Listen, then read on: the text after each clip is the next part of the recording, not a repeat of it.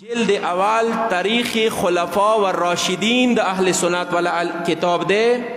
صدا کتاب مشهور ده الامام فقد احبنی کچا بی بی زهرا سلام الله علیها سره مینه وکړله د سوای سما سره مینه وکړله ومن ارضى فاطمه فقد ارزانی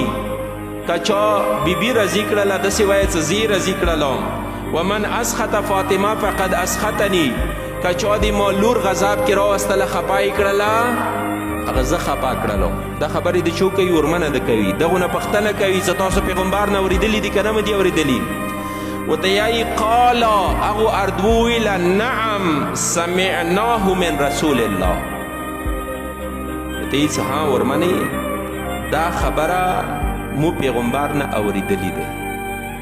یې خو څه اورېدلي مې اوس یې ما خبره واورئ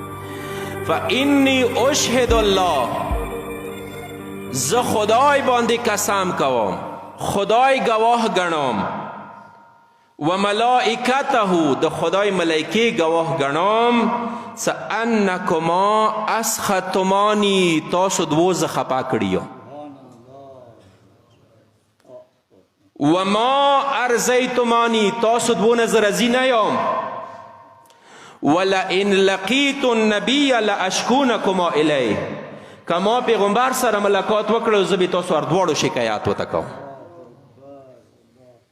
ایڅ دی وخت کې اول خلیفه پاتېدلو په ژړا شو صحن ته راووتلو